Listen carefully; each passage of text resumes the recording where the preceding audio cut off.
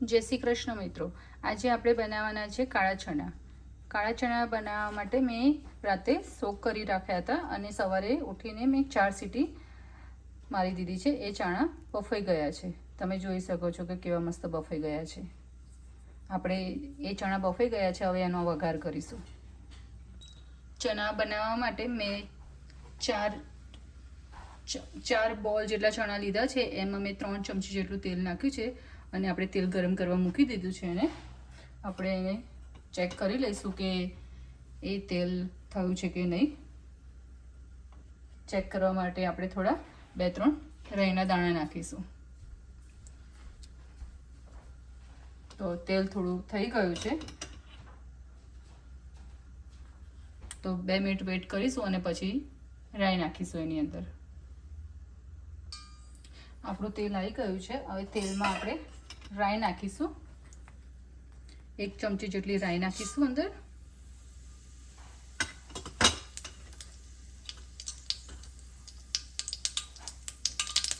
રાઈ પણ ફૂટી રહી છે. જોડે જોડે આપણે એની 1 ચમચી જેટલું જીરું નાખીશું. જીરું નાખ્યા પછી આપણે 1 તજપત નાખીશું અને 1 સિનેમન સ્ટિક નાખીશું.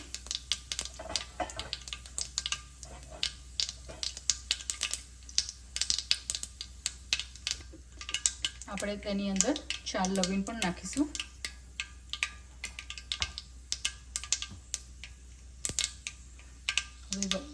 હવે એની અંદર આદુ નાખીશું.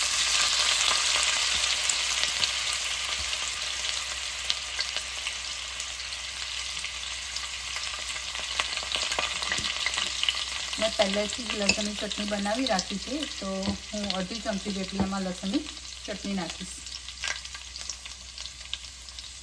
હું લીલું મરચાં નથી નાખતી કારણ કે એનો કલર થોડો લાઇટ થઈ જાય એના માટે.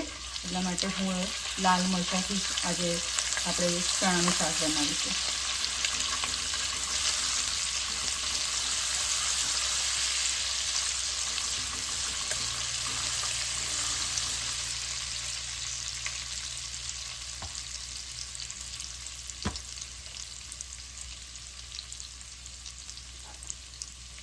હવે આપણે તેની અંદર ટામેટાં નાખીશું.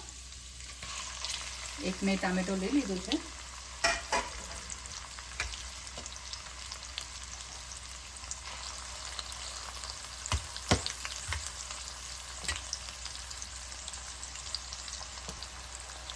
હવે એને બધું આપણે મિક્સ કરી દઈએ.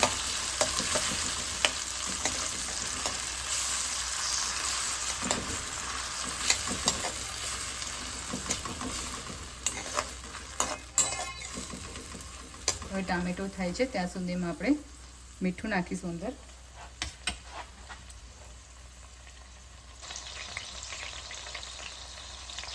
એક ચમચી જેટલું આપણે મીઠું અંદર એડ કરીશું.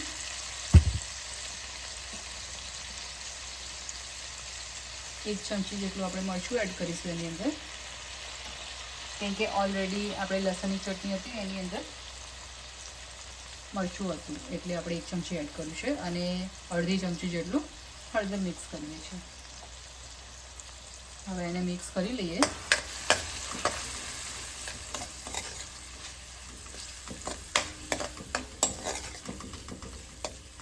હવે એને 2 મિનિટ ઢાંકીને રહેવા દઈશું.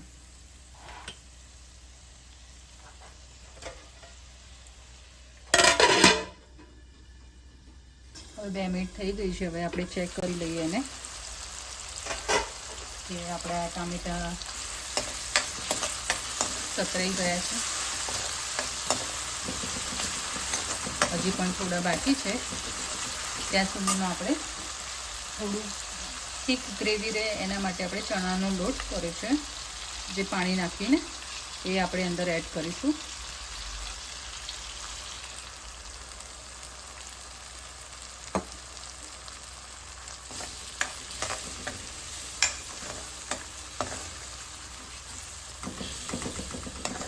તમે જોઈ રહ્યા છો કે કેટલું મસ્ત મિક્સ થઈ ગયું છે ટામેટા જોડે. એની અંદર થોડું આપણે પાણી એડ કરીએ.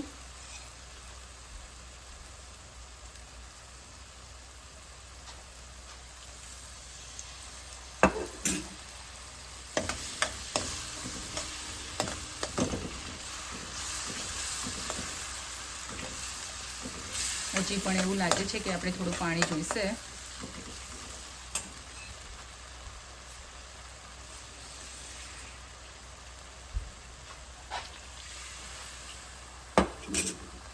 અને હવે તમે જોવો છો કે પાણી નાખ્યા પછી ટામેટાં પણ અને લોટ પણ આપણો ચડી રહ્યો છે જોડે જોડે.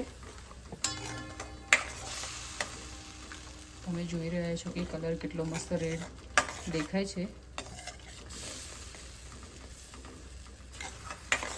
ઓલરેડી આપણે ચણામાં મીઠું નાખી દીધું હતું, તો આની અંદર આપણે 1 જ ચમચી મીઠું નાખ્યું છે. આપણને લાગશે કે પછી મીઠું ટેસ્ટ કર્યા પછી કે નાખવું છે તો પછી નાખીશું. તમે જોઈ રહ્યા છો કે તેલ કેટલું મસ્ત છૂટી ગયું છે. હવે આપણે ચણા નાખીશું એની અંદર. બધા જ ચણા ચડી ગયેલા છે. મેં તમને પહેલાં જ બતાવ્યું કે આપણે 4 સીટીમાં ચણા ચડી ગયેલા છે. તમે જોઈ શકો છો કે આ રીતે દબાઈએ તો બધા ચણા ચડી ગયા છે. એ આપણે અંદર એડ કરી દીધા છે.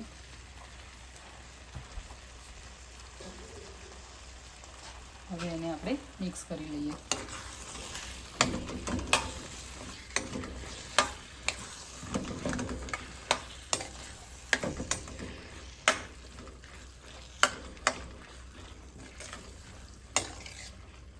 તમે જોઈ રહ્યા છો કે કેટલું મસ્ત મિક્સ કરીને કેટલી મસ્ત ગ્રેવી લાગે છે. હવે આની અંદર આપણે થોડું પાણી એડ કરીશું. આપણે થોડું પાણી એડ કરીએ એની અંદર. હવે તેની અંદર આપણે ગોળ એડ કરીશું કે જેથી આપણા ચણા ખટમીઠા કરવા છે. તો 1 ચમચી જેટલો ગોળ એડ કરી રહ્યા છીએ આપણે અંદર. હવે આપણે લેમનનો પણ ઉપયોગ કરીશું અંદર, કે થોડું લેમન પણ ટેસ્ટ આવે તો ચણા પણ ખટમીઠા થઈ શકે.